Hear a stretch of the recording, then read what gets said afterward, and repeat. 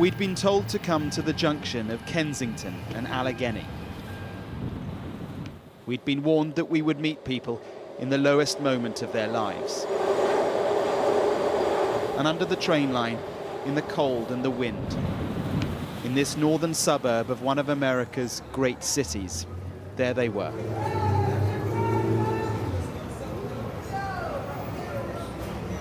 It's grim. It's uncomfortable to see, to film, but then it is the reality here. And it isn't just a story about addiction, as if that wasn't enough. Because on the streets of Philadelphia, it's about something new, a substance that is being cut by dealers into the drug supply, and it's having the most devastating impact. It just came and it got worse and worse. Do you mind if I ask how long you've been using? For like the last 10 years. But these wounds are something new. Yes, very new. Like 6 months new. The wound is a consequence of a devastating new twist in America's drug epidemic. Thank you so much, guys. Because the substances he's addicted to are now mixed by dealers. See you on Saturday. Come see me, okay? With something that's rotting his skin. It's called Xylazine, or Tranq, an animal tranquilizer cut with America's street drug of the moment, fentanyl. Itself utterly awful. It's volunteers who treat the wounds where they find them. It's going to be on his leg. Doctors, hospitals have no protocols for this. In the worst cases, they are amputating limbs. Is this something new, seeing the wounds? Something that just started in the past 9 months. On these streets, they're learning as they go. And almost everyone here seems to have the wounds. Sam is just 28. These are not injection site wounds. Like, these are all wounds like other than injection site. This is kind of a common presentation that we've seen with these types of wounds, with the fentanyl and Tranq, is that these kind of like random pustules, and then they kind of erode through the skin really rapidly. So you were probably fine one day, and then all of a sudden these were there, right? Exactly. Sam's story is such an insight into the stigmatized world of suffering and addiction. I have not been able to detox off the Tranq successfully. It's just every time I get to day 10 and I'm still withdrawing, every day that I'm out here longer, it's another piece of, my values, my soul, my essence of who I am is getting lost. You get what I'm saying? So it's like, how much can you take? And then you see these people here that are just a shell.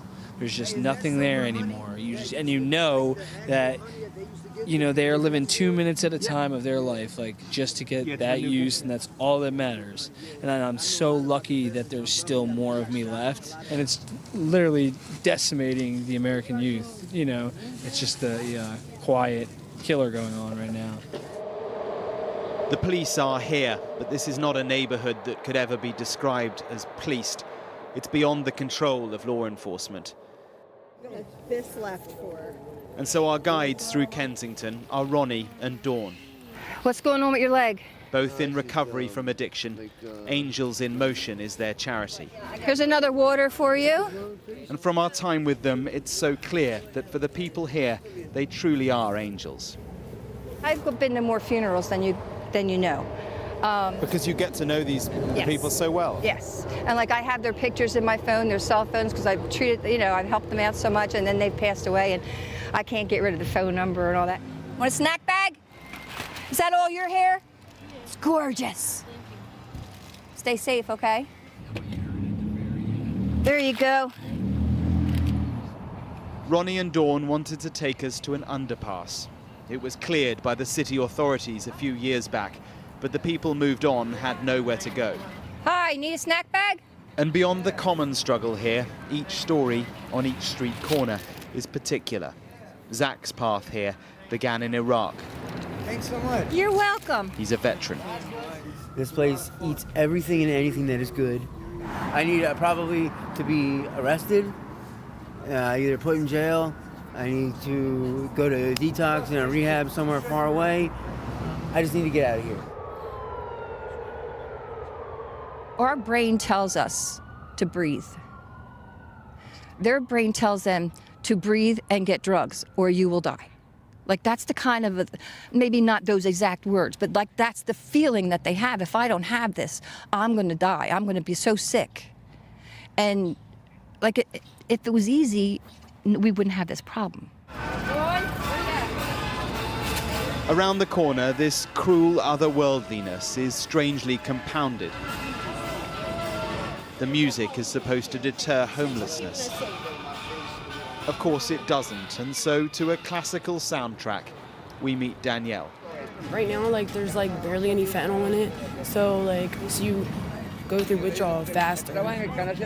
Dealers add the Tranq to bulk the supply. It increases their margins. It also makes the withdrawal so much more intense. I was banging my head off the walls. I was hoping to knock myself out because like, it is really that bad. It's so bad. The worst I've ever felt in my entire life. Some of those we met here wanted us to show their faces. With others, we've agreed not to. This is me shooting right here, and it like goes through, it's like trying to come out my skin. So you're shooting on one side, but the injury is on the other side as a result of the drug. Danielle is a mum of 3 young boys. Yesterday I was crying all day. I don't know what to do. I really don't. You know, this is a story that could simply be told through the shock of the images, but it is so much deeper than that. It reflects systemic problems, access to addiction treatment, mental health care, housing, health insurance. What we've seen here, the people we've got to know, their story is one of fundamental American failure.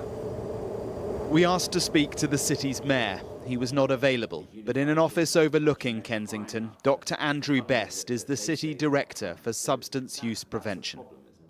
As of right now, there's no state or federal funding available to mitigate some of the challenges with Xylazine. This is the forefront of a new crisis. Is that right? Yes, I would definitely agree. We've definitely already have, been contacted by different cities. We've met with other cities just to talk about our experiences. A big challenge. It is a challenge, yes. America is so often defined by 2 words: hope and opportunity. And yet on these streets, we found so little of either.